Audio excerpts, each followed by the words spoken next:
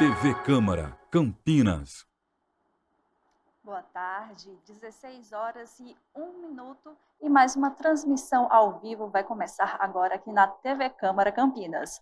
Agora nós vamos acompanhar a segunda reunião da Comissão Especial de Estudos para discutir e avaliar a importância do funcionalismo público para o município de Campinas. Você pode acompanhar pela televisão e também pode acompanhar pelas redes sociais do Facebook da Câmara de Campinas e também pelo canal do YouTube da TV Câmara Campinas.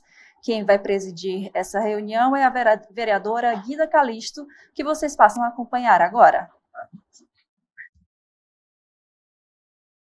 Boa tarde, eu sou Guida Calisto, sou vereadora aqui no município de Campinas, sou presidente, estou presidindo essa reunião da Comissão de Estudos, que debate a importância do funcionalismo público aqui, principalmente aqui no nosso município, Hoje, o tema da nossa reunião da Comissão de Estudos é os impactos das terceirizações e privatizações nos serviços públicos. Temos dois debatedores convidados, que é a Jandira Uehara, que é da direção nacional da CUT, e também nós temos o médico sanitarista Roberto Marden. Os dois estarão conosco durante essa reunião da Comissão de Estudos, e nós vamos já passar a palavra para eles poderem debater, poderem desenvolver esse tema. Essa é a segunda reunião dessa comissão. Essa comissão ela foi organizada, foi startada há pouco tempo, aqui na Câmara Municipal. Somos 3 vereadores que compõem essa comissão. Um é o vereador Paulo Búfalo, também temos o vereador Gustavo Peta e eu, a vereadora Guida Calisto, que sou presidente dessa comissão de estudos. A primeira reunião que nós realizamos, nós debatemos sobre a questão das finanças, sobre a questão de como é que estão as contas públicas no município. Se, de fato, justifica ou justificou todo esse período em que o serviço público aqui municipal permaneceu sem discutir campanha salarial, se justifica a administração pública no nosso município não realizar concurso público, não investir aí na reposição dos quadros, tanto dos médicos, como também dos quadros, os demais quadros de profissionais da saúde, técnicos de enfermagem, se justifica, por exemplo, a terceirização ou a entrega de uma das UPAs muito importantes, que é a UPA do Campo Grande, para o setor privado, para a gestão de uma empresa privada, se justifica, enfim, todos esses desmontes que o serviço público aqui no município de Campinas tem enfrentado.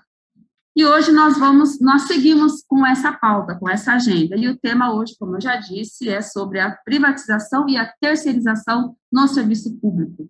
Tem muitas correntes aí, tanto ideológicas e econômicas, que defendem a privatização e a terceirização, mas a gente tem muita crítica e a gente quer debater com a população por que isso não prejudica só o funcionalismo, mas prejudica todo o serviço público e prejudica também toda a população que necessita de um serviço público fortalecido, tá? Então, vamos lá, eu vou iniciar aqui abrindo a fala aqui. Quero convidar a companheira Jandira Uehara, se quiser fazer uso aqui da palavra, fique à vontade. Se quiser não, Você foi convidada para fazer. Você não vai deixar isso na minha mão. Vamos Obrigada. Lá. Obrigada, seja bem-vinda. Obrigada, Guida Calisto, Nós estamos aqui numa comissão, oficial da Câmara, então, vereadora Guida Calisto e presidente da comissão. Quero agradecer muito esse convite para participar dessa reunião e parabenizar pela existência dessa comissão. Acho que a existência dessa comissão já revela uma importância muito grande desse debate ser aprofundado na Câmara Municipal de Campinas, E aí também cumprimento os outros 2 vereadores membros da comissão, o Paulo Búfalo e o Gustavo Peta, Bom, também está aqui conosco, né, o Roberto Marden, que é um especialista da área da saúde, né, e que conhece muito bem os processos de privatização na saúde, que é o setor mais terceirizado e privatizado do Estado, né, de uma forma aqui em São Paulo, em Campinas, nos municípios e no país, né?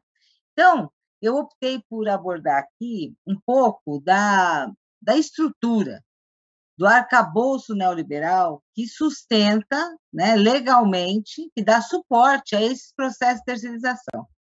Até porque nós precisamos, quer dizer, estudar, precisamos abordar essas questões de uma forma mais aprofundada, porque nós temos uma perspectiva de superar, né, essa situação de desmonte do setor público, né, de processos de transferência, né, dos recursos públicos, né, dos recursos do povo, do dinheiro público para o setor privado, né, nós temos uma perspectiva de superar esse processo com a própria eleição agora de 2022, né? E para a gente poder superar esses governos autoritários e neoliberais, né, que em nível federal, estadual, municipal, tá certo? Quer dizer, provocam esse desmonte, né?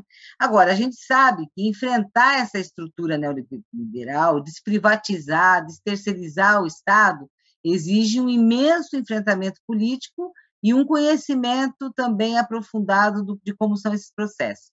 Bom, eu queria retomar um pouco, né, o processo nos anos 90, porque ali nós vamos ter um marco, né, fundamental, né, do processo de ampliação, né, da terceirização no país. Então, veja, assim, a terceirização já existe desde os anos 60, né, mas era muito residual, tanto no setor público quanto no setor privado.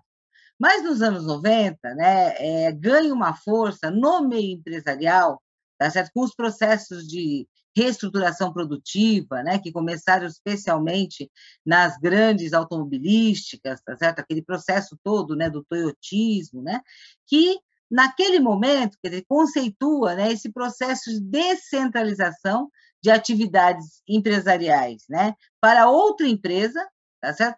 Com a transferência na época, de suas atividades meio, né, ou seja, de suporte, para uma empresa contratada terceirizada, certo? Sendo que essa seria responsável pela contratação, né, dos trabalhadores, né, num processo de prestação de serviço, tá? Então, veja, a terceirização, o que ela é? É um processo pelo qual uma empresa, né, deixava de executar uma ou mais atividades realizadas diretamente pelos trabalhadores e transferindo para outra empresa.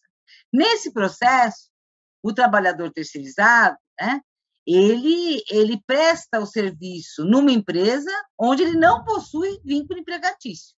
Ou seja, isso vai provocando uma decomposição na relação trabalhista. Bom, esse processo vai se intensificar nos anos 90, tá certo? Especialmente no setor privado com a reestruturação produtiva, tá certo? Mas também vai avançar no setor público. E aí nós vamos ter um marco fundamental, que é o ano 2000, portanto, 2 anos antes, né, do presidente Lula ganhar a eleição, tá certo? Quando o Fernando Henrique Cardoso aprova a Lei de Responsabilidade Fiscal.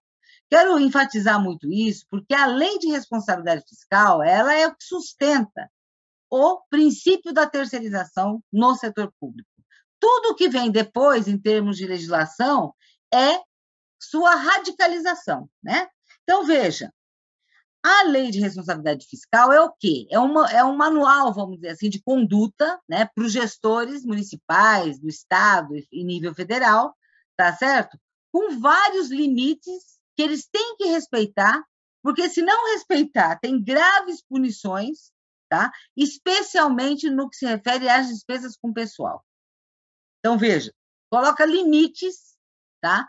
Para que estados, municípios contratem pessoal ou melhorem salários ou condições, né, diretamente ligadas às folhas de pagamento, planos de carreira, etc., tá certo? Num limite, né, que corresponde, no caso do executivo, a 54%, né, da sua receita corrente líquida, né, com despesas com pessoal. Só que eles colocam também que se a despesa com o pessoal chegar a 51%, tá? 51,4%, para ser mais precisa, já entra num limite prudencial onde várias sanções já são feitas. Bom, veja, gente, isso é o suporte legal para a arrancada do processo de terceirização no Brasil. Tá certo? Por quê? O que começa a acontecer, então? Ora, se a contratação direta via concurso público, né, via gestão pública, ela sofre esse limite, qualquer ampliação passa a ser feita através de processo de terceirização. Então, a primeira grande alavanca para os processos de terceirização do serviço público é a lei de responsabilidade fiscal. E vamos só lembrar que essa tal lei de responsabilidade fiscal, com esse nome pomposo, tá certo? Ganhou vamos dizer assim, uma hegemonia, né, do ponto de vista, certo, da sua aceitação, de como se fosse uma coisa positiva, quando, na verdade, é um primeiro mecanismo inicial para induzir no setor público o processo de terceirização. Veja, nos governos Lula e Dilma, a gente teve muitos avanços em políticas sociais, tá certo? Mas não se mexeu, não se avançou na legislação neoliberal, mas não se mexeu em nada nessa legislação. A lei de responsabilidade fiscal, ela permaneceu intacta. E isso tem uma contradição, por exemplo, tá certo? Com o Plano Nacional de Educação, que prevê expansão, né, do atendimento à educação, com a lei do piso salarial dos professores.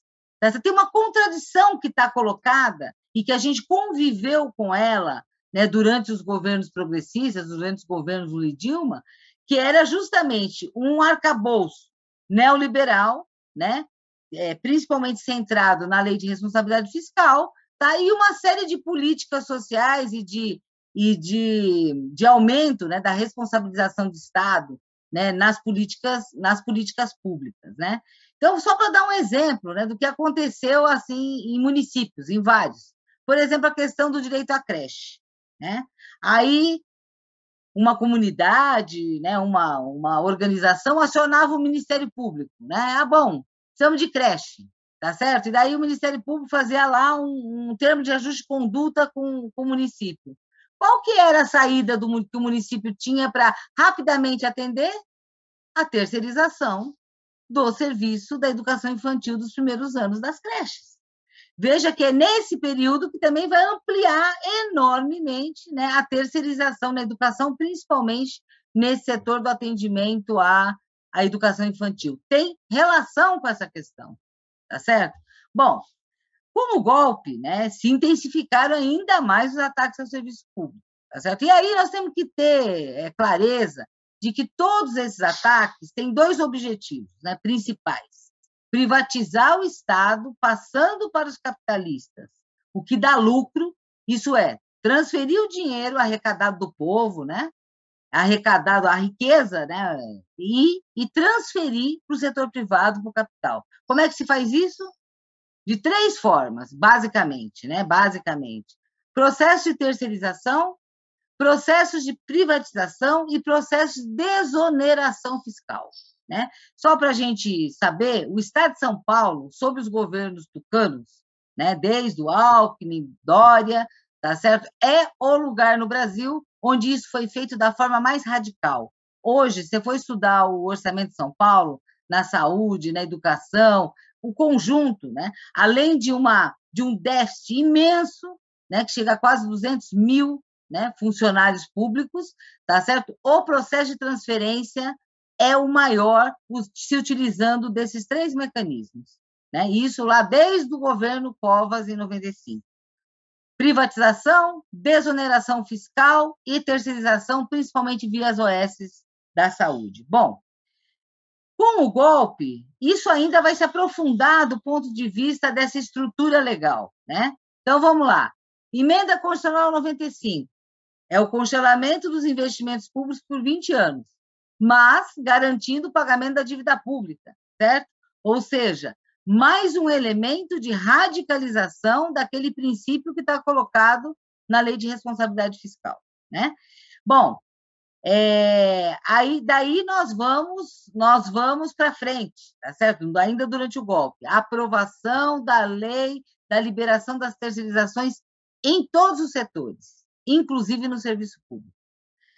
É importante a gente resgatar isso, porque esta lei, a gente fala da reforma trabalhista, de revogação da reforma trabalhista, agora, veja, revogação da reforma trabalhista tem que vir junto com a revogação da lei da liberação das terceirizações em todos os setores e de forma geral. Tá certo? As duas coisas são casadas, são irmãs siamesas. Por isso que ela vem antes, né? E aí é importante a gente entender qual é esse antecedente. Bom, primeiro o seguinte, né? Nós tivemos um enfrentamento enorme, tá certo? Principalmente no ano de 2012, já vinha, né, de antes, porque no governo Dilma, né, foi inclusive o ano que eu entrei na CUT, participei ativamente, né, desse processo, dessas comissões, né, internamente a CUT também, nos debates, né, que a gente teve, o porquê existia lá, não sei se vocês lembram, o projeto de lei 4330, né, que tinha esse conteúdo, né, da liberação das terceirizações geral. Bom, a CUT em especial, e outras centrais também, mas especialmente a CUT, teve algumas centrais aí que inclusive defendiam a terceirização, algumas centrais de direita, mas a CUT e outras se colocaram contra esse processo e fizemos todo um enfrentamento, especialmente no ano de 2012. O governo Dilma instalou uma comissão quadripartite, né, formada pelo governo, pelas centrais sindicais, por representantes dos empresários e representantes do Congresso Nacional para discutir isso. Bom, nós conseguimos, né, com muita luta, segurar, né, esse PL 4330 lá em 2012. Né? Depois ele vai ser retomado depois do golpe em 2017. Tá? Vai ser retomado ainda de uma forma mais violenta, né, e mais privatista ainda do que já era esse 4330.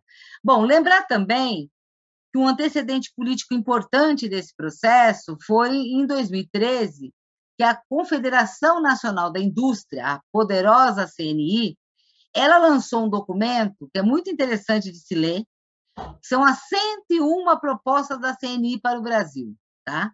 E ali, a reforma trabalhista está todinha lá, a lei que liberou a terceirização também, e é como que se fosse um manual que os governos golpistas, veja, isso foi em 2013, que os governos golpistas vão depois, né, operar na sua implementação.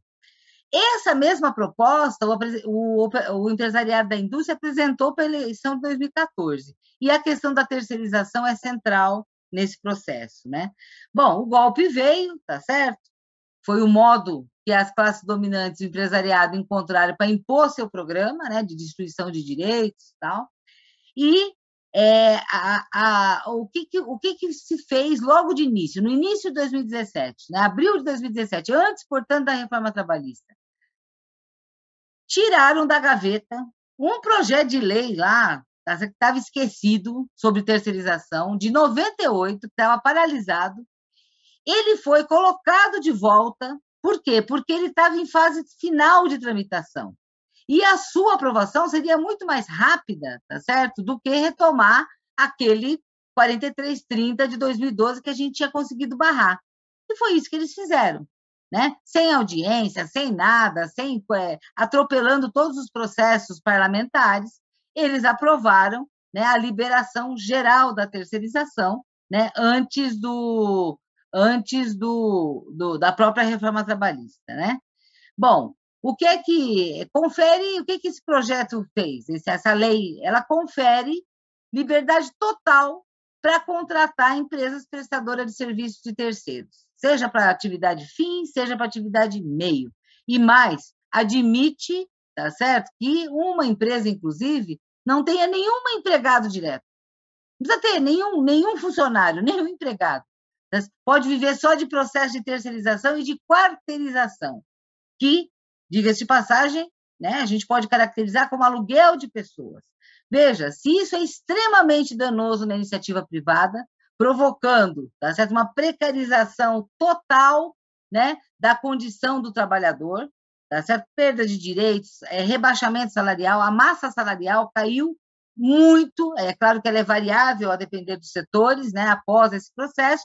Agora, quando isso é aplicado no serviço público, é devastador, porque além da precarização, né, dos trabalhadores, tem a precarização do serviço público para a população, para o povo, né? Então, aí a coisa se torna ainda mais grave, né? Porque atinge de novo aquela classe trabalhadora que está precarizada no mercado de trabalho, na precarização dos seus direitos sociais. Bom, mas a coisa não parou por aí, né, gente? Não parou por aí, tá certo? Com o governo Bolsonaro, né, não bastasse já tudo isso, né, a lei de responsabilidade fiscal, a emenda constitucional 95 e a liberação das terceirizações e a reforma trabalhista, que também vai ter impactos, né, no setor público, ainda em 2020 aprovaram a emenda constitucional 109. A 109 radicalizou ainda mais o congelamento dos investimentos públicos, tá? E na emenda constitucional 109 pode, inclusive, reduzir salário e congelar investimentos sociais para além dos 20 anos que já estão colocados lá na emenda constitucional 95. E, por fim, veio a reforma administrativa, que está lá tramitando na Câmara Federal. Nós estamos em luta, né, desde setembro, né, desde setembro de 2020, né, quando ela entrou, né, que aí assim, a pá de cal no serviço público, é o fim do concurso público, é realmente, quer dizer, colocar todo o serviço público para privatização, seja do setor, né, através das terceirizações, aquilo que dá lucro, seja aquelas questões principalmente ligadas à assistência social, né, para, vamos dizer, entidades, né, ditas assistenciais ou filantrópicas, mas que, na verdade, são, quer dizer, uma rede, né, político-ideológica, né, de sustentação desses governos autoritários. Bom, a reforma administrativa, nós estamos lutando, conseguimos com muita luta, muita organização, muita pressão, segurar até agora, não significa que está morta, né? E veja, qual a gravidade do que está colocado lá. Primeiro é o seguinte, vamos começar, não precisa falar muito. Tem um princípio que está lá no... Primeira coisa, né? Até saiu da comissão, mas toda hora tem né, os que querem que volte, que é o tal princípio da subsidiariedade, ou seja, a preponderância do Estado tem que ser o setor privado. A atuação estatal, ela acontece apenas de forma complementar ou subsidiária. Veja, isso inverte totalmente o que está na Constituição de 88, tá certo? Porque a ação do Estado seria, se aprovada esse princípio, uma exceção e não a regra, né? Ou seja, né, a base, o princípio para privatizar tudo. E aí vai mexer com estabilidade, tá certo? Por quê? Mexer com estabilidade é fundamental, porque a estabilidade, para além do direito do trabalhador do serviço público, é ela que garante a continuidade dos serviços. E se você precisa acabar e destruir o serviço público, você precisa acabar com a estabilidade, né? Então, essa questão ela está articulada, né? Bom, outra coisa, né? Ela acaba com o concurso público, porque vai permitir, tá certo, uma série de contratos precários, né? Que, em verdade, já existe. Por exemplo, em São Paulo, o Estado de São Paulo, nós temos milhares de professores que no Estado contratado chama categoria O. São professores que não têm nenhum direito, não são concursados, o Estado não faz concurso e tem uma situação precária. Essa situação seria a regra, né? Isso no país inteiro, né? Sem falar de outras... Bom, então, veja, outras consequências. Essa reforma administrativa, né, ela atinge, por sua vez, assim como todos os processos de terceirização e privatização do Estado, né, saúde, educação, assistência, né, principalmente, e todos os outros setores, abrindo as portas para privatização, terceirização e precarização generalizadas. Não basta já o que está aí, né? E a principal meta é aquela, né? É a redução do papel do Estado, tá certo? Nos seus direitos sociais, né? E, ao mesmo tempo, né, transferir para as OS, para as terceirizadas e privatizar, não é à toa, por exemplo, que o Dória, tá certo? Tentou privatizar até o Butantan, né? Isso a gente conseguiu segurar, mas privatizou várias.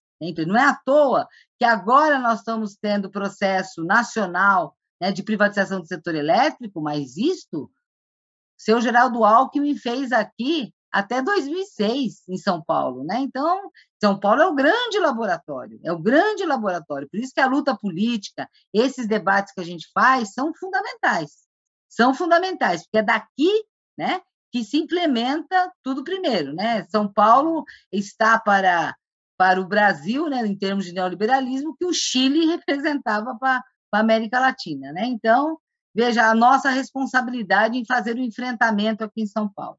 Bom, então, assim, para já ir, né, concluindo, né, a minha fala, tá certo? É o seguinte, veja, qual é a nossa perspectiva futura? E aí vamos falar da possibilidade concreta que temos de derrotar o tucanato, né, em São Paulo, com Haddad, e derrotar o bolsonarismo neofascista e neoliberal, né, em nível federal, tá certo? Bom, gente, nós vamos ter que mexer com isso.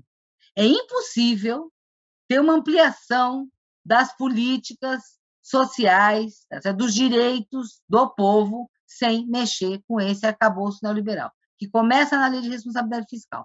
Só para lembrar, o único momento em que a Lei de Responsabilidade Fiscal começou a ser questionada, começou a ser admitida alguma mudança, eu me lembro bem, foi no governo Dilma, a atual presidenta do PT, Gleisi Hoffmann, era ministra da Casa Civil, e ali, por conta do conflito disso tudo com o Plano Nacional de Educação, né, e a perspectiva do pré-sal para a educação, tudo que a gente estava vivendo naquele período, começou a se falar em flexibilizar a Lei de Responsabilidade Fiscal para a educação. Foi a única, né, nos nossos governos, o único momento em que isso chegou a ser aventado. Nós precisamos ter correlação de forças e, portanto, organização popular, debate, organização sindical, organização, sabe, nos parlamentos municipais, no Estado, para a gente discutir profundamente isso, porque o Brasil precisa passar por um processo de desterceirização, de desprivatização, se a gente quiser, né, cumprir as nossas propostas, o nosso programa de bem-estar, né, social para o povo brasileiro, para a classe trabalhadora. Isso vai exigir, né, duas coisas. Em primeiro lugar, ter isso claramente colocado no programa. A gente sabe que isso não vai ser feito de uma tacada só. O que eles fizeram no Brasil, veja, eu puxei lá o ano 2000, quando aprovaram a Lei de Responsabilidade Fiscal. O que o neoliberalismo fez no Brasil, tá certo? Nós estamos aí, 22 anos, né? 22 anos do acirramento e da ampliação desse processo, que começou antes. Então, veja, agora tem que ter um programa claro que comece a desterceirizar, desprivatizar esse país, tá certo? Isso não vai ser feito do dia para a noite. Agora, logo de cara, tem que ter isso colocado no programa e tem que começar a mexer com a revogação, tá certo? E, em muitos casos, com outra, mexer com a estrutura, com modificações nessa legislação neoliberal, porque essa é a única maneira que nós temos, tá certo? Num contexto de crise do capitalismo, né, de todo esse contexto que nós estamos vivendo, da gente poder cumprir com a nossa tarefa, né, histórica, né, dos movimentos, dos partidos de esquerda, tá certo? De poder criar as condições de um Estado democrático e popular. Então, acho que é uma grande tarefa. De novo, parabenizo muito por esse debate. Acho que tem muitos aspectos que nós temos que aprofundar, que nós temos que discutir programa agora, entendeu? E isso exige que a gente, né, que tá muito ligado nessa luta e que está se construindo essa luta há muitos anos, que a gente possa se unir para poder ter uma grande frente em defesa dos serviços públicos, né? E defender os serviços públicos passa necessariamente por desprivatização, né, e desterceirização. Obrigada.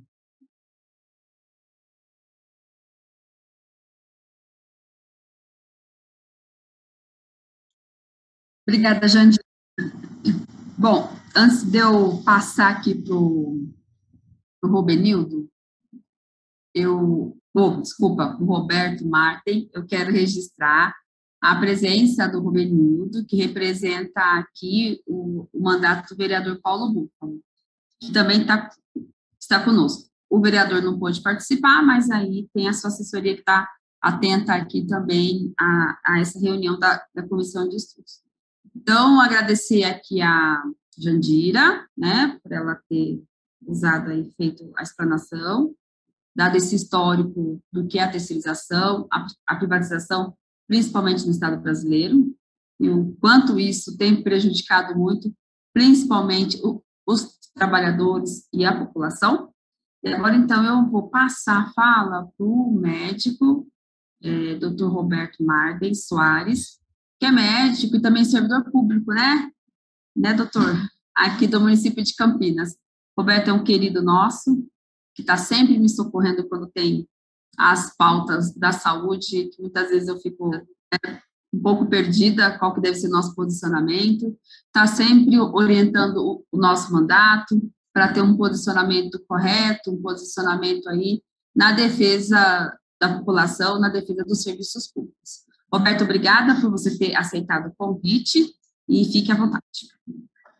Boa tarde, Guida, boa tarde, Jandira, boa tarde, Rubenildo, boa tarde a todos que estão nos assistindo. É um prazer grande estar aqui com vocês, Guida, assim, como a Jandira disse, parabenizar pela iniciativa, acho que extremamente importante, particularmente nesse momento, também que a Jandira já lembrou, nós vamos entrar num processo eleitoral bastante, se diz, disputado, bastante intenso, onde a representação neoliberal entre os candidatos é imensa, então a gente precisa mesmo fazer essas discussões e compreender o quanto o neoliberalismo prejudica o país como um todo, prejudica os serviços públicos e, consequentemente, prejudica a população brasileira. Então, esse debate vem em muito boa hora.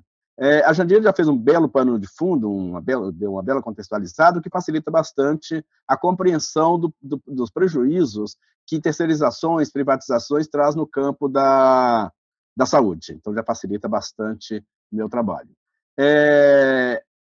Antes de entrar no tema propriamente dito, terceirizações e privatizações, eu queria falar um pouquinho do SUS, que eu acho que é importante, para compreender o quanto essa política pública do SUS, a política de saúde no Brasil, vai sofrer inúmeros prejuízos e vai deixar muita gente na mão com o avanço da privatização e das terceirizações no nosso campo. Não no serviço público como um todo, mas no campo da saúde, que é o tema a qual eu vou me dedicar nesse momento. Então, assim, o SUS foi implantado na Constituição de 88, com alguns princípios e diretrizes que o balizam, que são de extrema importância e que é impossível que a iniciativa privada consiga operar a saúde com esses princípios e diretrizes que a Constituição traz.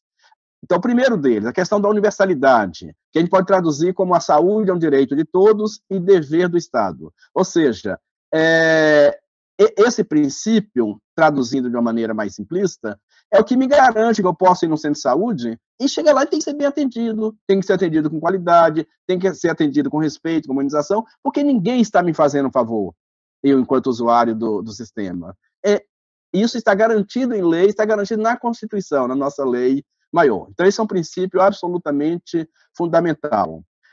Outro princípio extremamente importante é o da integralidade, que diz o seguinte: a saúde não é simplesmente a ausência de doença. A saúde é fruto da cultura, da nossa inserção de classe, da inserção no trabalho, das condições socioeconômicas da população, das condições de moradia, das condições ambientais, esse conjunto de coisas, de determinantes, que vai incidir no corpo que é biológico, é claro, então que adoece por ser um corpo biológico, mas que pode adoecer de maneira muito pior se eu não cuidar desses determinantes. Então, a saúde necessariamente se faz de uma maneira integral, que não é só cuidado com a doença.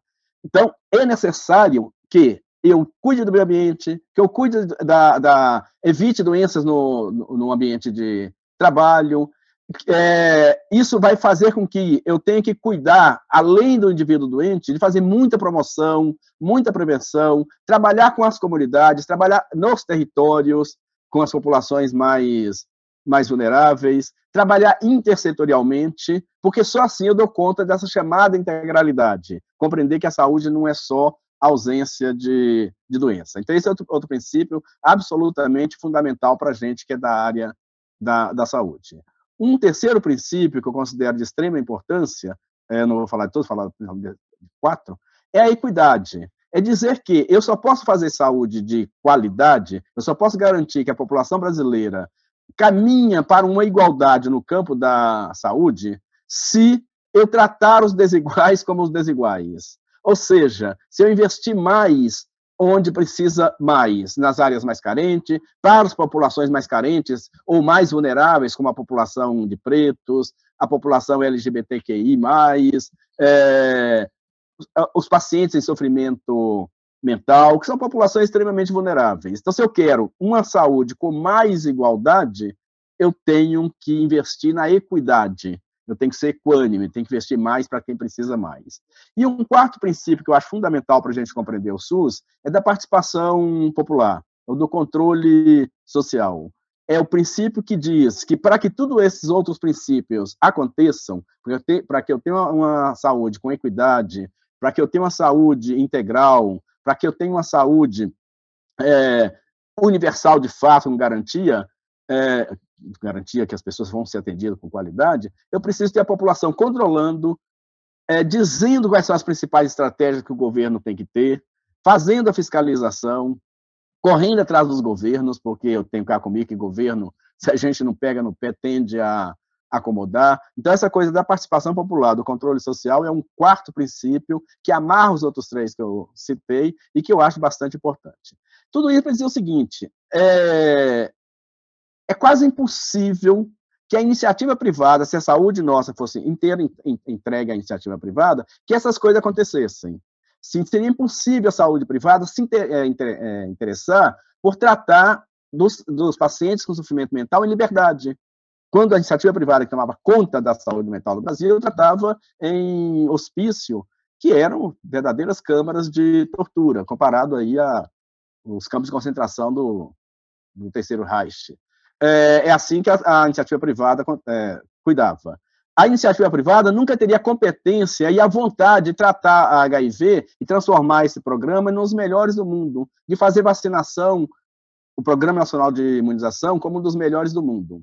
Então, assim, esta forma de pensar a saúde é incompatível com a iniciativa privada para quem interessa a doença enquanto mercadoria, porque a mercadoria-doença é que dá lucro. É através da mercadoria-doença que eu vendo medicamentos, que eu vendo consulta médica. Quer dizer, não é a promoção, a prevenção, o cuidado e liberdade que vai dar lucro. Essa é uma coisa que eu queria deixar bem marcado. A outra coisa é o seguinte, ainda que assim não fosse, é assim, mas ainda que assim não fosse, digamos que a iniciativa privada tivesse a competência e a vontade e a possibilidade de cuidar com essas coisas todas, que brasileiro teria condições de contratar isso? É extremamente caro uma saúde de qualidade com toda a incorporação médica que foi se fazendo ao longo do tempo. De tal maneira, hoje, que 75% dos brasileiros dependem exclusivamente do SUS. Na verdade, eu gosto de dizer que 100% dos brasileiros usam o SUS. Usa quando vai num restaurante, quando toma o seu medicamento, porque quem faz o controle do medicamento no Brasil é o SUS, quem faz o controle da qualidade do alimento e do restaurante é o SUS e assim por diante. Então, 100% de nós usamos o SUS, às vezes até sem perceber. Mas, digamos, deixamos isso de lado. Vamos pensar na assistência médica, nos procedimentos, no uso do medicamento, etc. 70% da população, no mínimo, 70%, 75%, estariam à míngua, dependendo de favores e beneficência de hospitais filantrópicos, de hospitais universitários, para serem atendidos se não fosse o SUS. Então, o SUS é o sistema responsável por 75% de cuidado de 75% da população brasileira. Sobra 25% a 30% para ser cuidado pela iniciativa privada, que é quem compra, quem pode comprar convênio, etc. Mas a iniciativa privada não está satisfeita com esses 30%. Elas querem entrar no SUS e estão entrando ao longo do tempo. Tem um certo conceito que diz que o mercado quer acabar com o SUS. que a iniciativa privada quer acabar com o SUS. Eu não acredito nisso. Não acredito, assim, quando falando que, na verdade, assim, há muitos estudos que demonstram que isso não é verdade. Interessa ao mercado a existência do SUS. O SUS é um grande espaço para o mercado de construção civil, para construir prédios, centros de saúde, hospitais. É um grande mercado para a iniciativa privada, para vender equipamentos médicos, medicamentos, etc. Então, não interessa a iniciativa privada acabar com o SUS, não interessa. Mas interessa para a iniciativa privada, diria, colonizar, fazer simbiose, não é simbiose que chama, parasitismo com o SUS, infiltrar-se no SUS. E já faz isso de várias maneiras, tá certo? Uma das maneiras, por exemplo, é através de isenções que a gente tem no imposto de renda, os mais ricos, que têm seus convênios e que, no final, quando vai fazer o imposto de renda, tem isenção. Essa é uma maneira. A segunda maneira é utilizando o SUS para coisas mais caras, que o convênio não dá conta, as pessoas vão utilizar no SUS, e depois o SUS não é ressarcido por isso. Uma terceira maneira dessa colonização, desse parasitismo do privado em relação ao SUS, as isenções para os hospitais chamados de ponta, os hospitais tipo Sírio-Libanês, Albert Einstein, etc., que, em troca de formação, capacitação no SUS, tem uma quantidade imensa de impostos não pagos, porque são isentos. É isso que a Jandira falou quando ela estava falando das privatizações e terceirizações. Então, essa é uma outra maneira. Essas 4 maneiras foi responsável em 2018, 2020, não me lembro agora, por 20 bilhões de reais que saiu da iniciativa do público para o privado. Um saiu, entre aspas, né, que deixou de entrar, ou saiu em parte, quer dizer, com as isenções, com não pagamento de impostos, mas que saiu do público para a iniciativa privada. Então, essa é uma maneira do privado colonizar o SUS. Uma outra maneira, que esse é o tema nosso, são através das privatizações e terceirizações, tá certo? Então, não quero acabar com o SUS, como já disse, e nem poderia. A Constituição, de uma certa maneira, amarrou um SUS público, que é impossível a sua privatização total. Teria que mexer na Constituição. Inclusive, aí tem várias interpretações. Uma das interpretações é que o SUS está incluído nas cláusulas pétreas, por uma série de razões, eu não vou entrar nelas agora, o que impediria a privatização total ou acabar com o SUS nesse momento. Teria que mexer na Constituição, ter outra Constituinte. Então, isso dá uma certa proteção para o SUS, enquanto uma política pública que não pode ser privatizada no total. Mas, desde os anos 90, lá com Fernando Henrique, como a Jandira lembrou, foi se dando um jeitinho para que a iniciativa privada conseguisse fazer uma quantidade de serviços que deveriam ser do público, que deveria ser do Estado e que é executado pela iniciativa privada, tá certo? Isso começa lá nos anos 90, com Fernando Henrique, a Jandira lembrou isso, com a reforma do Estado, lá o Ministério, o Ministério da Reforma do lá, não lembro o que era, mas da reforma do Estado, que introduz um conjunto de leis, a Jandira citou, uma delas que para a gente foi muito perniciosa foi das OS, da permissão de já vou explicar rapidinho como é que é isso, transferir a gestão de serviço público para a iniciativa privada. Então, desde 90, que a iniciativa privada, o mercado, vem colonizando o SUS daquelas maneiras que eu já disse, e agora, a partir de 90, com privatizações e terceirizações. Só um parênteses aqui rapidinho, depois eu volto ao tema. Na verdade, a Constituição nunca criou um sistema único de saúde no Brasil. Na verdade, a gente chama de SUS uma parte do sistema. Eu digo assim, o sistema de saúde no Brasil é um sistema dual. Dual porque existe uma parte pública e uma parte privada. A parte pública do sistema foi chamada de Sistema Único de Saúde, mas é a parte pública. A parte não pública é a iniciativa privada. Então, esse sistema dual que nós temos. Eu não vou entrar no detalhamento, mas se a gente for olhar os números depois, é um sistema extremamente injusto. Com a mesma quantidade de recursos que as pessoas despendem na iniciativa privada, o SUS usa para cuidar de 75% da população. Então, se a gente olhar a parcela do PIB que o SUS usa para cuidar de 75% da população, é a mesma parcela do PIB que a iniciativa privada usa, até um pouco menos, mas se for arredondar, dizer que é meio a meio, até um pouco menos, mas é mais ou menos a mesma parcela que a iniciativa privada usa para cuidar de 25% da população. Então, vocês vejam aí já o disparate. Isso, esse parênteses, para dizer assim, quando a gente diz que uma das razões que as pessoas pregam para privatizar e terceirizar é que o SUS seria ineficiente. Como assim ineficiente? Com a mesma quantidade de recursos, eu consigo cuidar de 75% da população, dando muito mais do que a iniciativa privada dá àqueles 25% que ela cuida, 30% que ela cuida. Eu dou cuidado em liberdade. A grande maioria dos transplantes, 90% dos transplantes no Brasil, são feitos no sistema público. Quando a pessoa cai lá no chão, porque sofreu um acidente, quando chama a ambulância do SAMU, 90% do atendimento de urgência e emergência no Brasil é feito no sistema público. Então, veja, essa discussão da ineficiência do público, eu não vou entrar no detalhamento. Só mais um dado. O cuidado com hospitais privados sai em média de R$1.000 por leito. O cuidado com hospitais públicos, 40 e poucos reais por leito. Sim, quando eu pego todos os leitos públicos do Brasil e todos os leitos, a quantidade de recursos disponível para leitos públicos no Brasil e quantidade disponível de recursos para leitos privados no Brasil. Então, essa desculpa que o público é ineficiente, portanto, eu preciso transferir para a iniciativa privada, é balela. Precisa de mais estudos para comprovar isso e não há evidências que isso seja verdadeiro. Porque eu estou chamando a atenção disso, porque essa é a grande desculpa dos gestores. Os gestores usam de algumas desculpas. Uma delas, a Jandira citou, que é a lei de responsabilidade fiscal. Eu não posso contratar, não posso ampliar, porque a lei de responsabilidade fiscal não me permite. Depois começou a usar a desculpa agora do teto, da emenda do teto, a emenda da morte. Também não posso, porque o teto, eu bato rapidamente a cabeça no teto. Então, essa é outra desculpa que... E a terceira desculpa, a mais comum delas, é da ineficiência do serviço público. Pois bem, o que aconteceu no Brasil como um todo desde os anos 90 e vem se intensificando?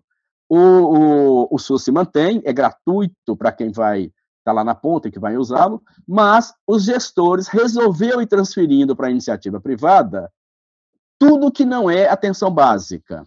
Até então, até 2020, tudo que não é atenção básica. Então, a maioria dos municípios brasileiros, a grande maioria, quase não mais tem serviços secundários e terciários públicos. Quando tem, como aconteceu em Campinas, em vários lugares, eu pego a gestão, eu monto o serviço, pegar o Ouro Verde como exemplo aqui em Campinas. Eu monto o serviço, equipo o serviço e depois entrego a gestão dele a uma entidade privada, a uma OS, como foi o caso aqui em Campinas. Então, eu entrego essa entidade, esse hospital que eu montei com recurso público, com dinheiro público, que eu equipei e entrego para uma OS, em tese sem fins lucrativos, fazer a gestão, e aí eu contrato dessa OS o serviço que é meu, o serviço que eu montei, o serviço que eu equipei, eu vou lá e contrato de volta esse serviço. Então, essa é uma maneira de eu pegar o serviço público, que em tese, o Ouro Verde é um hospital público? É, um hospital público entregue a terceiros. Naquele momento, entregue a uma OS, que foi a SPDM, depois a Vitale. Essa é uma maneira de privatizar os serviços públicos na saúde. A segunda maneira são as terceirizações, tá certo? E como eu não posso, você diz, não posso através de uma OS, mas às vezes eu não quero entregar o serviço inteiro, eu mantenho uma parte da gestão do serviço e contrato uma firma para contratar a mão de obra, que é o que está acontecendo aqui em Campinas, por exemplo, com a UPA Campo Grande. Sim, o serviço continua. De novo, um serviço que o público montou, que o público equipou, que até então tinha funcionários públicos, mas de repente não serve mais funcionário público, e eu contrato uma empresa que vai contratar mão de obra. E vai contratar mão de obra, depois daqui a pouco falo um pouquinho mais disso, às vezes quarteirizando. Essa empresa que ganhou a concorrência e que vai contratar mão de obra aqui em Campinas, em outros vários lugares, às vezes contrata uma outra empresa que vai contratar uma outra mão de obra. Então, você tem a terceirização por parte da gestão pública e a quarteirização por parte dessa empresa que ganhou a licitação. E uma outra forma de entregar o serviço público é através das tais parcerias público-privada, que aqui em Campinas ainda não se lançou mão aqui no campo da saúde. São as formas que eu entrego o serviço público para o terceiro, tá certo? O serviço público eu montei, equipei, etc., para que um terceiro faça a gestão. Daqui a pouco eu vou falar um pouquinho de Campinas. Mas, assim, uma pergunta que já me fizeram, e às vezes fazem, que a propaganda liberal é muito intensa, vai tomando conta da gente, mas qual é o problema para o povo? O povo não consegue, não está sendo assistido? Aí eu respondo, está sendo assistido com muito má qualidade. Imagine essa empresa, pegar um exemplo muito concreto, que foi contratada pela prefeitura para contratar trabalhadores para a UPA Campo Grande. Eu fui ver o edital que ela fez para contratar as pessoas e os preços que elas estão pagando. Baixíssimos, salários baixíssimos para as pessoas que vão trabalhar lá na UPA Campo Grande. Mas isso não é bom? Não, isso é péssimo, isso não é econômico. Não é econômico porque as pessoas que se submetem a trabalhar com aquele salário pode ter duas explicações. Estão lá enquanto espaço de passagem, como bico, esperando aparecer um emprego mais adequado, tá certo? Então não cria vínculo, não fica durante muito tempo, e na saúde a questão do vínculo é fundamental. Então as pessoas estão ali como campo de passagem até o emprego, ou são pessoas que foram extremamente mal formadas, infelizmente é um fato, existe isso, e por ser mal formada não consegue passar no concurso público, não consegue, os concursos públicos são bastante rigorosos, etc., e acaba então em trabalhar nas empresas que terceiriza por mão de obra muito pessoas, mão de obra muito ruim, pessoas com salário muito inadequado, o que vai trazer como consequência contratar pessoas ou que estão ali jovens, geralmente, ainda inexperientes, acabaram de formar, tá certo? E quando começando a pegar uma experiência, vai para a iniciativa privada ou vai para outro serviço que paga melhor, tá certo? E está sempre, então, esse grande rodízio de pessoas, o que vai dar, como consequência final, uma qualidade que não é nada desejável. Então, esse é um produto das terceirizações. Quando era OS, tem uma outra consequência muito séria. A prefeitura entrega o serviço para a OS, contrata o serviço da OS e contrata uma dada quantidade de produção. Então, sei lá, eu contrato 300 internações por mês. Se chegar a 301, o que é a OS? Eu assisti isso, eu trabalhei dentro da OS durante um tempo, como representante da prefeitura dentro da OS. Eu assisti. Quando chega aquele a mais do que a prefeitura contratou, a OS manda embora. Eu contratei 300, não vou internar o 301, porque esse 301 vai me dar prejuízo. O dinheiro que eu receber é por 300. Eu assisti isso.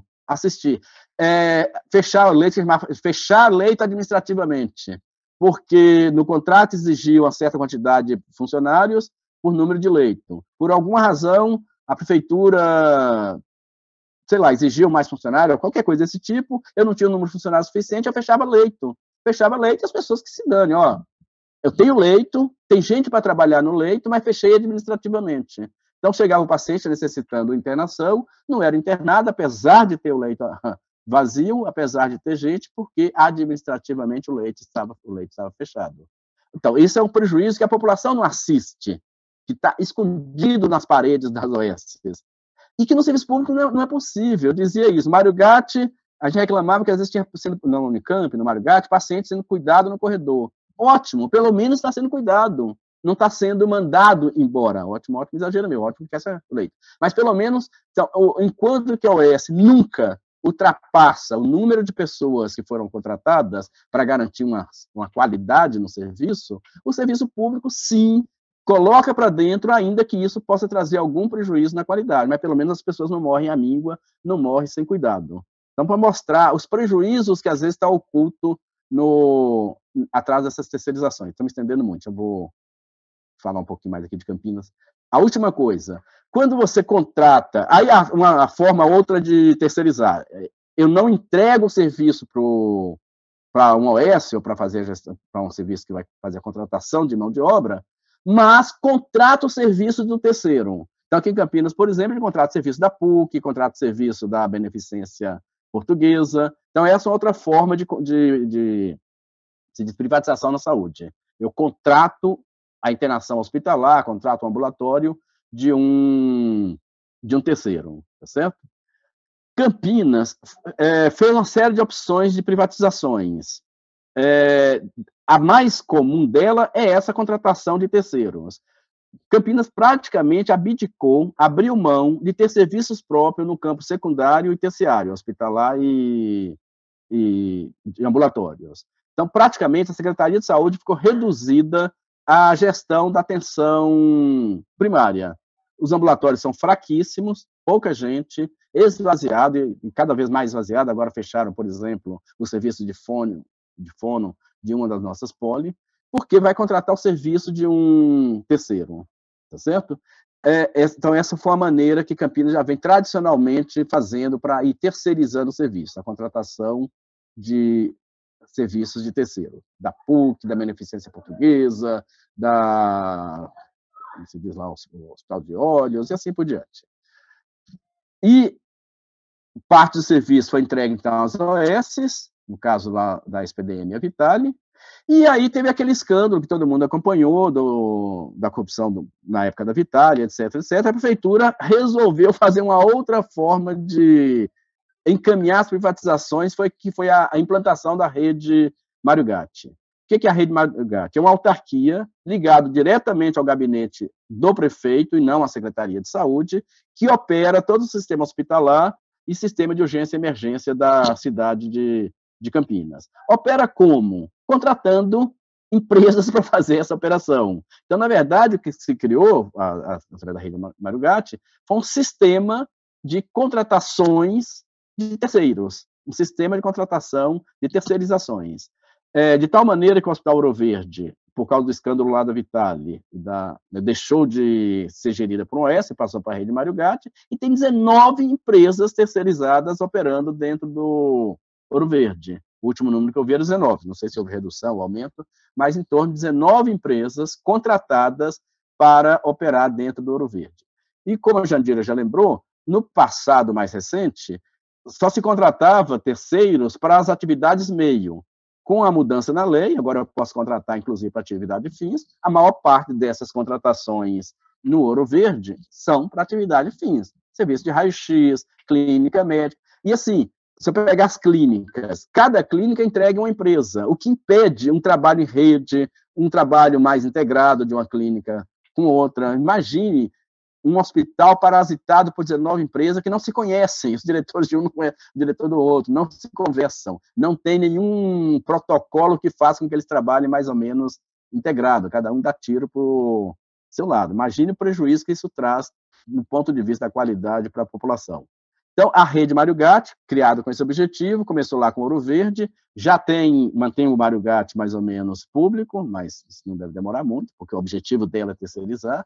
Já começou a terceirizar a UPA Campo Grande, e logo, logo vem a terceirização das outras UPAs. E a Secretaria de Saúde vai operando única e exclusivamente a atenção primária. Isso deve permanecer durante algum tempo assim, mas eu não duvido se daqui a pouco a própria atenção primária comece a ser terceirizada. Vamos lembrar que em São Paulo, no Rio de Janeiro, a atenção primária foi entregue a OSs. São Paulo está inteirinha fatiada com OSs. A mesma coisa no Rio de Janeiro. E, recentemente, o desgoverno Bolsonaro propôs mudanças na lei de tal maneira que pudesse fazer parceria público-privada para entregar o serviço de atenção primária também para iniciativa privada.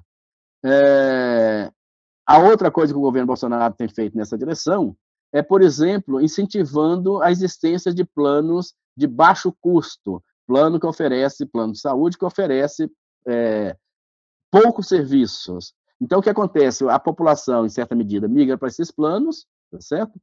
Em tese, deixa a atenção primária mais voltada para cuidar dos pobres, só que tudo que esses planos não oferecem, as pessoas vão buscar na iniciativa privada. Então, de novo, ampliando esse parasitismo entre a atenção privada e a atenção pública no campo da saúde. Para encerrar, aí depois a gente abre para as perguntas, no debate se houver, 40% aproximadamente do orçamento da Secretaria Municipal de Saúde de hoje é destinado à contratação de terceiro. Se gasta muito mais com contratações de terceiro na Secretaria Municipal de Saúde de Campinas do que gasta com funcionalismo público dentro da Secretaria de Saúde. E, só para fazer a síntese, com prejuízo à qualidade do serviço. Prejuízo, como a saúde, os economistas usam o seguinte termo, é uma mercadoria imperfeita. Eles chamam de mercadoria imperfeita porque quando eu compro a mercadoria saúde, eu tenho que confiar na palavra do médico, principalmente. É diferente de comprar um sapato, que eu vou olhar, estico o sapato, olho, calço, experimento. Às vezes eu não compro o segundo par daquela mesma marca, porque eu comprei iludido. A saúde não, eu estou entregue totalmente ao produtor. Eu tenho que acreditar nele, tá certo? É a tal da mercadoria imperfeita. Eu não consigo medir a qualidade do serviço que me é prestado. Isso é uma maneira que os gestores usam para não ter a população muito contra as terceirizações. É o que a gente vê aqui em Campinas, tem que fazer movimentos contra e a população não adere. Porque o que a população quer, por ser não é porque é burro, porque isso, porque aquilo, é porque a saúde, essa mercadoria imperfeita, é ser atendido e ter exames à sua disposição. Se a iniciativa privada, terceirizando ou não, oferece isso, de uma maneira geral, responde aos anseios da população mais imediato. E a população não consegue ver os prejuízos que a falta de integralidade, a falta de integração, essa coisa de contratar pessoas recém-formadas, inexperientes, traz de prejuízo à população. Então, isso dificulta muito que a gente consiga uma adesão intensa contra a privatização na saúde. E aí, acho que assim, tem que fazer muito debate, muita discussão mesmo, para mostrar que governos neoliberais não servem em nada para a população brasileira. Nunca vai oferecer, de fato, com qualidade e no tamanho, o serviço que a população precisa, seja no campo da saúde, seja no campo da educação, da ciência social, da cultura, etc. É um debate necessário, principalmente nesse período eleitoral, porque, infelizmente, é através da... Estou falando infelizmente porque não vai fazer revolução, gostaria muito, através das eleições que a gente pode mudar alguma coisa neste momento. Então, é necessário muito debate, muita discussão, muita conversa para a gente aprofundar esse tema. Acho que, em linhas gerais, é isso. Obrigada, Roberto. O Roberto tocou nos pontos aqui, a Jandira também, óbvio, mas assim, só para... O Roberto falou que muitos governos utilizam como um dos primeiros pontos, um dos primeiros elementos para justificar a terceirização é a questão, por exemplo, do gasto com a folha de pagamento, né? Então, na primeira reunião, Roberto e Jandira, que nós tivemos,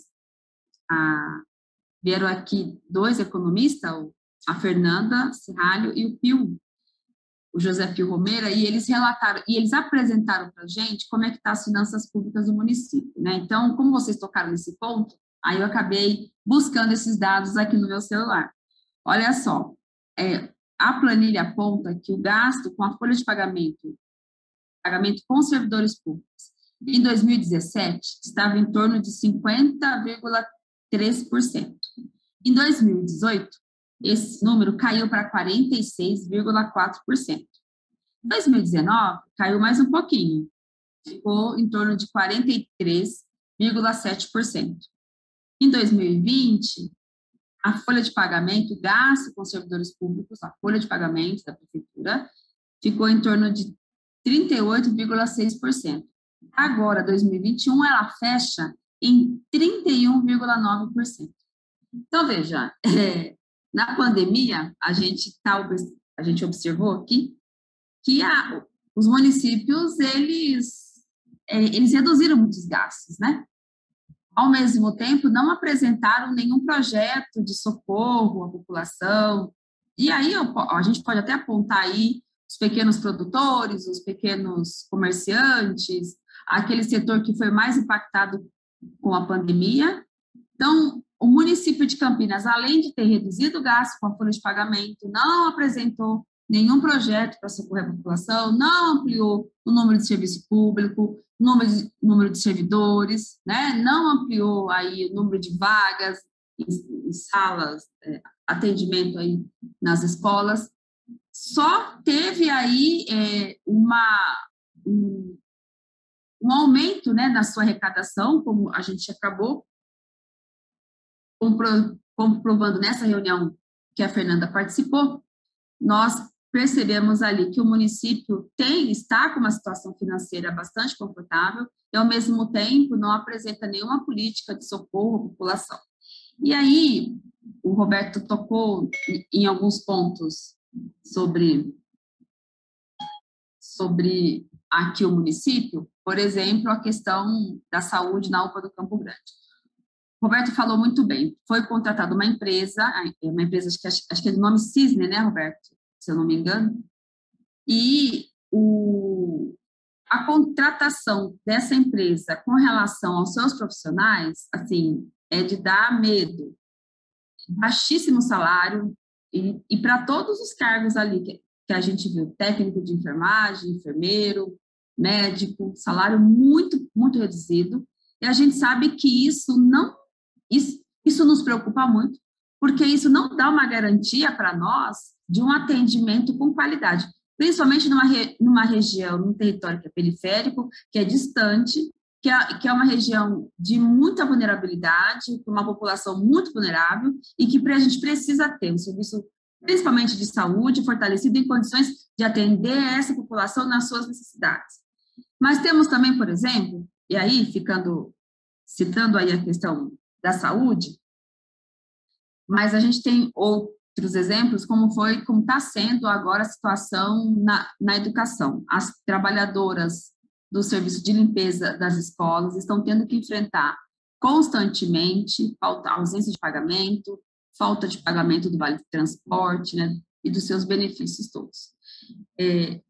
No mês passado, agora, né, final de fevereiro, em fevereiro, tiveram que enfrentar uma greve, uma paralisação dos serviços, para poder garantir aí o recebimento do salário. É uma empresa terceirizada que contrata mais de 700 mulheres negras, mães solos, que atuam ali na área de serviços de limpeza, com salários bastante, né, precarizados, direitos precarizados, enfim, são essas mulheres também que estão submetidas aí a essas empresas que terceirizam e que vêm prestar serviço aqui para o nosso município.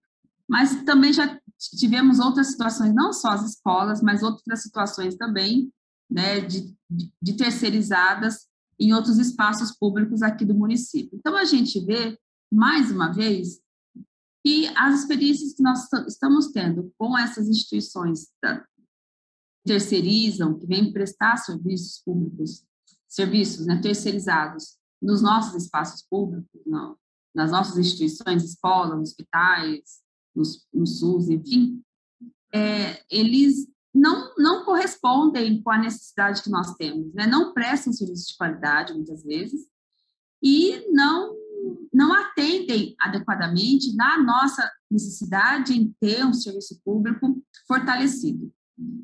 Isso nos preocupa também, porque a gente tem que enfrentar, e aí o Roberto toca no final da sua fala, numa coisa que é isso, a população muitas vezes não adere a essa pauta porque ela quer ser atendida, né, Roberto? Então, ela indo na UPA do Campo Grande, ela tendo médica, ela quer ser atendida. E muitas vezes ela acaba sendo convencida, né, de que o SUS é assim, a gente tem muita gente para poder usar uma linguagem, uma narrativa de precarizar o SUS, uma narrativa de falar que o SUS é demorado, que o SUS não atende direito, que médico do SUS, enfim, uma narrativa totalmente equivocada e que tem um objetivo. O objetivo é sempre aquele, é desmontar o serviço público, é precarizar o serviço público, para justificar, inclusive, a terceirização e a privatização. Então, como é que a gente... É um desafio grande, né?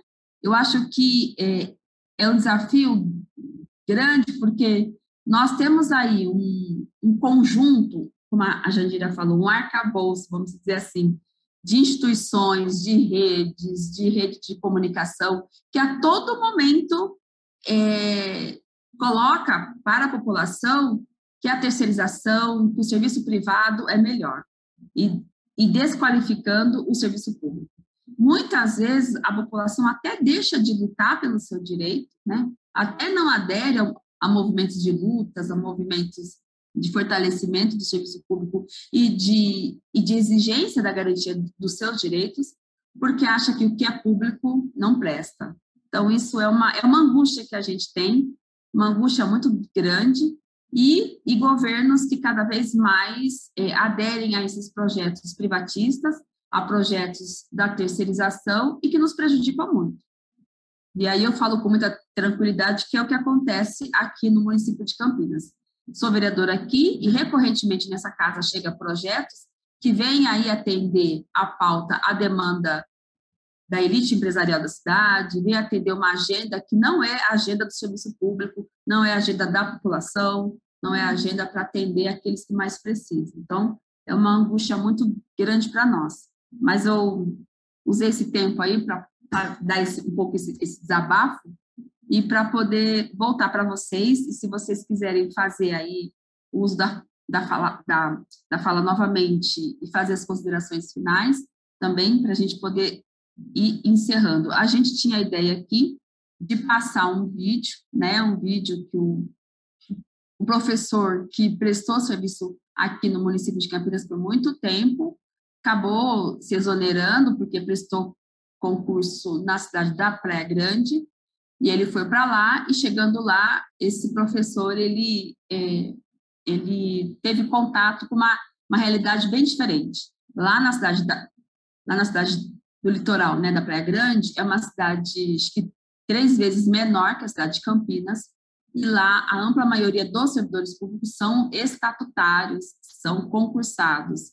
Não tem, por exemplo, serviço de limpeza terceirizado, serviço de segurança, serviço de merenda, de cozinha, nada. A ampla maioria do serviço público ali é prestado por servidores concursados. E o número de servidores naquela cidade, segundo o relato desse professor, do César, é o mesmo número de servidores da cidade de Campinas, que é 3 vezes maior que lá, né, em número de habitantes, pelo menos. Então, quer dizer, para a gente fica essa informação, né, assim, não justifica, né, o porquê que os governos municipais aqui têm apostado nessa pauta de terceirizar, né, nessa pauta da privatização e de desmonte do serviço público. Nós não conseguimos passar o vídeo que o professor transmitia aqui, né, para cá, o vídeo que o professor enviou para nós, mas a gente já se compromete, se a gente tiver um pouquinho mais de tempo, na próxima reunião da comissão, a Bárbara está aqui me dando um toque. Então, voltando, pessoal, para a nossa reunião da comissão de estudos, a gente teve um problema técnico aqui, chove muito aqui na cidade de Campinas, teve um raio aqui forte, e aí, por conta disso, a gente teve uma pane aqui, mas a gente está voltando, então, eu já tinha praticamente finalizado a minha fala, dizendo sobre a questão da terceirização e privatização aqui do serviço público, e aí eu gostaria, então, de repassar aqui para os debatedores, né? Lembrando que a gente vai ter novas reuniões debatendo o tema do funcionalismo público, mas hoje a gente escolheu a data de hoje para discutir sobre a terceirização e a privatização do funcionalismo no serviço público. Bom, então eu vou repassar aqui. Quem quer falar primeiro? A Jandira, o Roberto, para poder fazer uma fala, né, de composição e as considerações finais. Pode ser a Jandira mesmo? Pode ser, Guida. Então, tá bom. Quero mesmo só, de novo, parabenizar a iniciativa dessa comissão, esse trabalho fundamental, e queria fazer 2 comentários, né?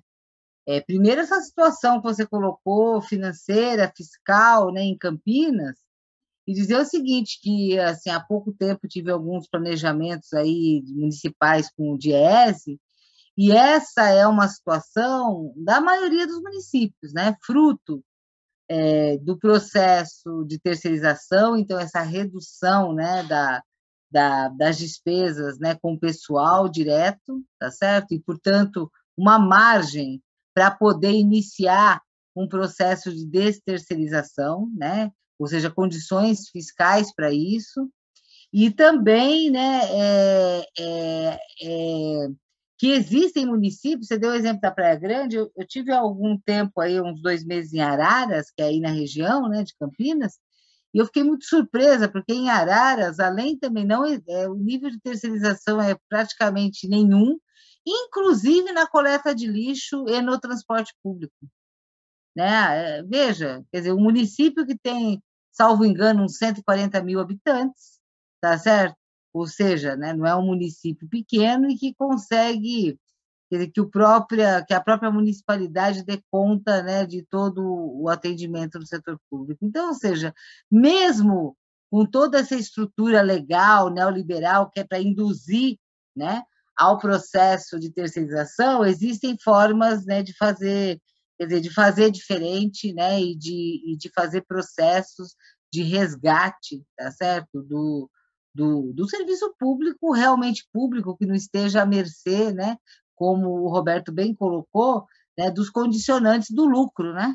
Que é disso que se trata, quer dizer, é da incompatibilidade total, quer dizer, com os princípios do SUS, com os princípios da educação, né, inclusiva, democrática, da assistência social, que não seja assistencialista, mas que seja um direito, né, da população, né? E aí também dizer uma coisa assim que eu fico muito indignada, sabe? Que é essa história, né, de passar a gestão. Quer dizer, um governo que abre mão da gestão para as OS. Gente, isso é um absurdo tão grande, porque é abrir mão de governar, né? De governar, porque governar não é ficar o prefeito sentado num gabinete, seus secretários, cada qual no seu, tá certo? Governar, quer dizer, é a governança que acontece ali, né? Acontece ali na unidade básica de saúde, na escola, quer dizer, no processo do atendimento direto a essa população. Quando você passa a gestão para uma organização privada, você está abrindo mão de governar, né? Então, para mim, assim, isso é uma coisa que eu acho assim de uma gravidade tão profunda, né? Quer dizer, nos governos de direita, né, dos governos neoliberais, isso é um princípio, né? Agora, a gente precisa também, o Roberto colocou uma questão muito importante, né? Que é o seguinte: governos tendem a se acomodar, tá certo? E nós precisamos ter organização, participação popular, justamente para conseguir pressionar para a reversão desses processos. Porque, às vezes, a acomodação, sabe, mesmo em governos, né, democráticos, populares, acontece em relação a essa questão da terceirização, tá certo? Acontece em relação a essa questão da terceirização, e, inclusive, às vezes, dando passos para além, né? Para além, né? Passando gestão. Nós tivemos agora mesmo, aqui em Diadema, problemas com isso, né? Com o sindicato, né? Fazendo enfrentamentos grandes por conta de uma ampliação, tá certo? Das OS aqui no município, justamente na direção da gestão, da gestão passar, né, para OS, né, o que, ao meu ver, tá certo? E não é só ao meu ver, né, essa é uma posição, inclusive, né, da CUT, né, da Confetam, da FETAM, do movimento sindical, tá certo? Isso é uma aberração, né? Quer dizer, cada vez que um governo progressista ele se coloca, se estabelece, você tem que ter processos, né, de desterceirização, tem que ter processos, pelo contrário, não de passar a gestão para a mão do privado, mas para resgatar a gestão para a mão do público, né? Então, assim, acho que esse debate é muito importante, essa é uma questão, como a Guida falou, que tem esse aspecto também, quer dizer, da política neoliberal, né? Hoje está na cabeça das pessoas, né? E sobre a população, inclusive, né? Ah, não, eu preciso do atendimento, não interessa, né? Se quem é que tá gerindo, se é o público, se é a OS, né? Então, agora, porque não tem noção, quer dizer, do prejuízo que isso traz, e nós precisamos trabalhar isso, porque essa é a nossa responsabilidade, né? Trabalhar esses processos de conscientização e de organização popular. E isso é muito importante para que a gente possa combater essa hegemonia neoliberal, porque, assim, a maior vitória do neoliberalismo foi ganhar as cabeças, né? Foi ganhar as mentes, né? Hoje, parte dos trabalhadores, tá certo? Não reivindicam o emprego, né? Se acham que podem ser empreendedores, né? Entendeu? Quer dizer, isso tudo é a lógica neoliberal, tá certo? É a lógica neoliberal, né, que agora, então, no ensino médio, quer dizer, essa lógica do empreendedorismo entrando, que é justamente isso, para criar como diz o professor da Unicamp, né, o Ricardo Antunes, né, é o privilégio da servidão, né? Criar servos. Então, assim, tem um embate muito grande que nós temos que fazer, e ele não é só institucional, tá certo? Ele é de disputa política, ideológica e de organização da luta social, né? O institucional é muito importante, a gente precisa eleger o Lula, eleger o Haddad, eleger bancadas de esquerda, né, no parlamento, no Congresso, na Assembleia, vereadores e vereadoras, né? Você veja esse trabalho, né? Eu até observei a composição, né, da comissão, Guida, de estudos, e vi que está aí o PSOL, o PCdoB, né, e o PT, né? Quer dizer, que tem luta, né, nessa questão. Então, assim, nós precisamos de tudo isso, mas só o institucional, sem luta social, sem controle, né, popular, tá certo? Sem participação popular direta e sem a disputa política ideológica, sabe, de corações e mentes na sociedade, nós ficamos mancos, né, nessa luta, né? Então, é muita coisa que a gente tem para fazer, e a gente tem que ter muita disposição, porque nós estamos vivendo um momento político muito importante, de muita instabilidade, né, e de muita responsabilidade, né, para a gente que dedicou, para nós todos aqui que dedicamos, né, a nossa vida, né, à luta sindical, à luta social, né, à disputa política, né, pela esquerda. Então, brigadão por ter convidado por vir nessa reunião, estamos à disposição para o que vocês precisarem. Parabéns, Guida e comissão. Obrigada, Jandira. Lembrando, não sei se você falou, mas a comissão é composta, né, por 3 vereadores, eu do PT, o vereador Paulo Bufalo do PSOL e o Gustavo Petá do PCdoB, tá? Eu observei isso. Falei, essa composição, né, já mostra, né, quem tem e os 3 participam da comissão de educação também aqui na Câmara Municipal. Bom, Roberto, é com você. Então, no campo da saúde, acho que assim, a Guida tocou nisso, mas eu queria dar uma reforçada, os neoliberais, etc., e a Jandira também trouxe isso, tem uma tática muito importante para desqualificar o serviço público, que é deixar os serviços públicos à míngua. Quer dizer, e aí, assim, não investe em recursos, né, físico, material, prédio, cai nos pedaços, etc., etc., não investe na contratação de trabalhadores, no caso da saúde isso é muito claro, de alguns números, e não investe na capacitação e na formação e na educação, eu diria, na consciência sanitária dos próprios trabalhadores, para exercer um trabalho com mais, como eu diria, não é dedicação no sentido físico da palavra, porque o trabalhador de saúde, pessoalmente, que eu conheço, trabalha muito, mas com menos burocratização, com mais empatia com os usuários. Acho que falta um pouco disso, de apostar que o trabalhador público tem que ter uma consciência maior de que ele também pode contribuir para uma aliança maior com os usuários. Se me incomoda muito, muito, a gestão pública de Campinas ter abandonado os nossos trabalhadores. Abandonou do ponto de vista salarial, faz quantos anos que não tem aumento? 3, 4 anos que não tem aumento. Abandonou do ponto de vista de capacitações, de discussão, de cogestão do próprio serviço com os gestores, usuários, etc. E abandonou do ponto de vista da quantidade, aí eu queria falar um pouquinho, que vai desmotivando os trabalhadores. Todos os estudos em saúde mostram que na atenção primária eu precisava ter uma equipe cuidando de, no máximo, 3.000 pessoas. Aqui em Campinas, uma equipe cuida de 7, 8, até 10.000 pessoas. Nunca vai conseguir prestar um serviço de qualidade quando eu coloco esta relação absolutamente inadequada de servidores e pessoas sob cuidado. Isso vai fazendo. Então, eu não tenho capacitação, eu não tenho discussão com esses trabalhadores sobre o seu papel e da possibilidade de alianças com os usuários, etc.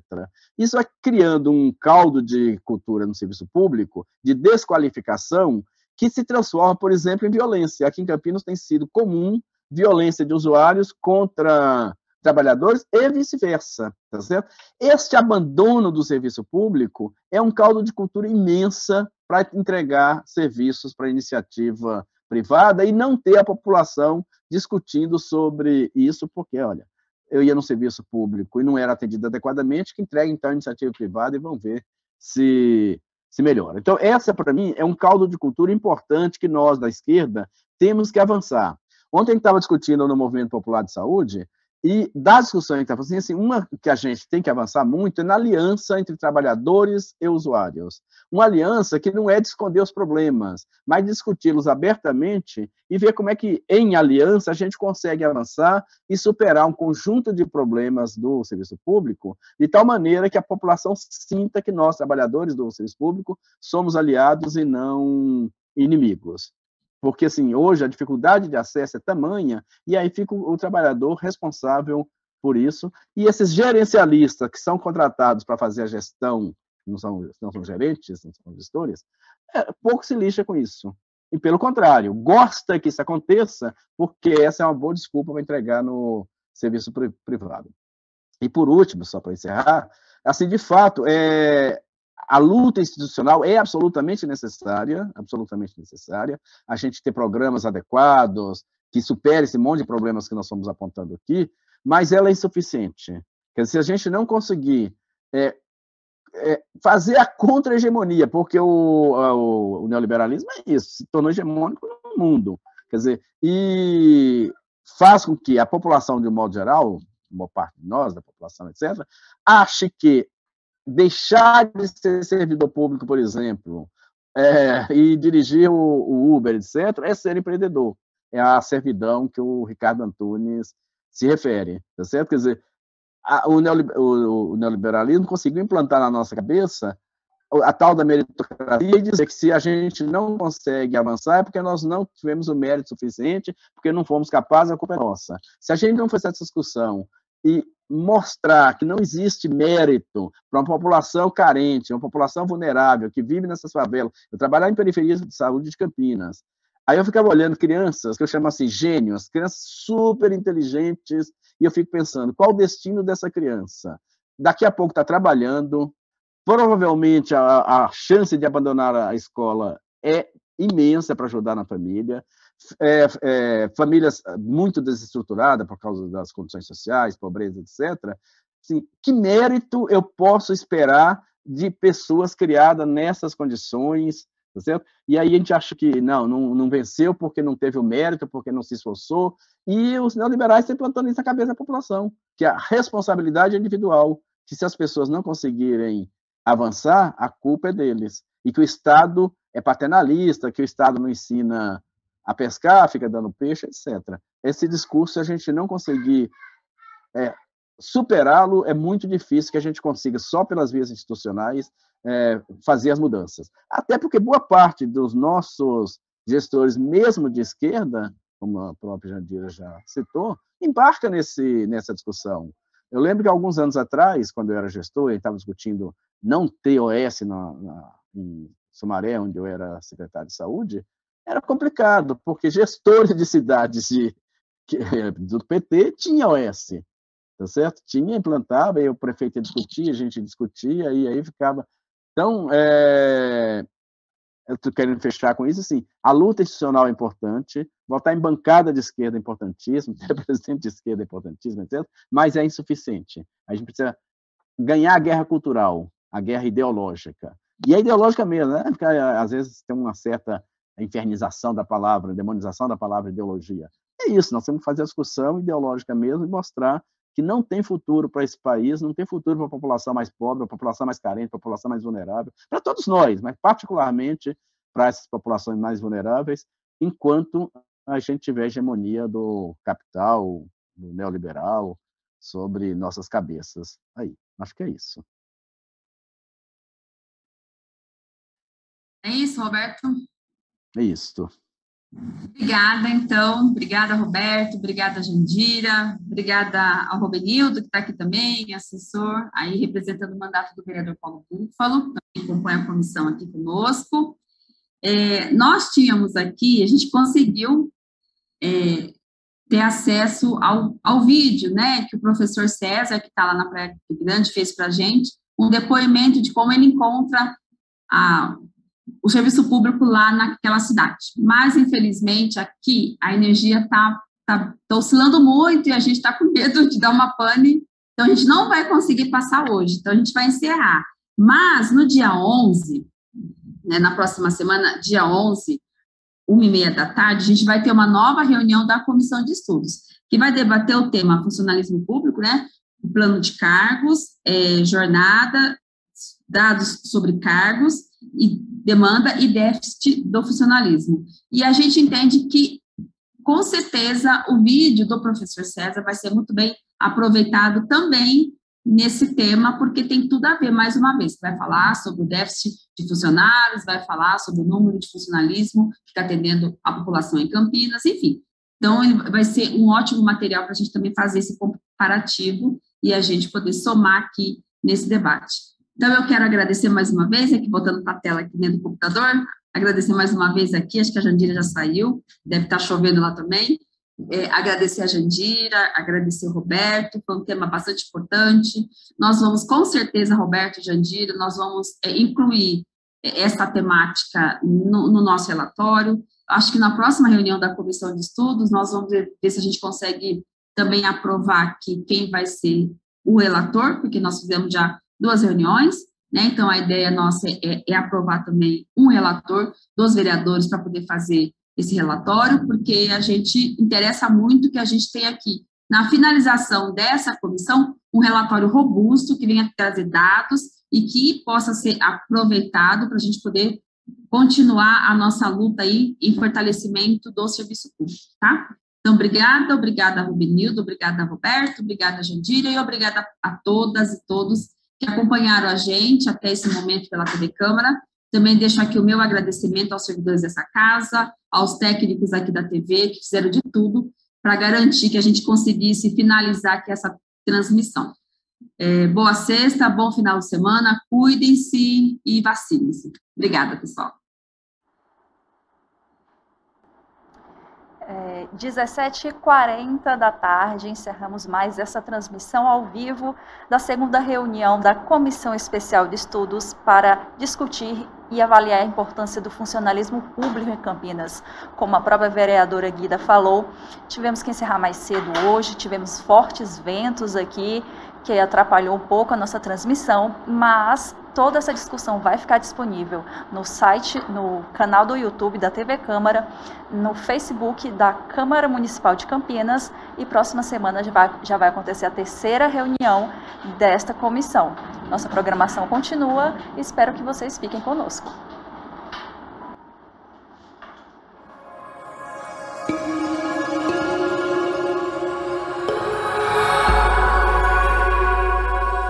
TV Câmara, Campinas.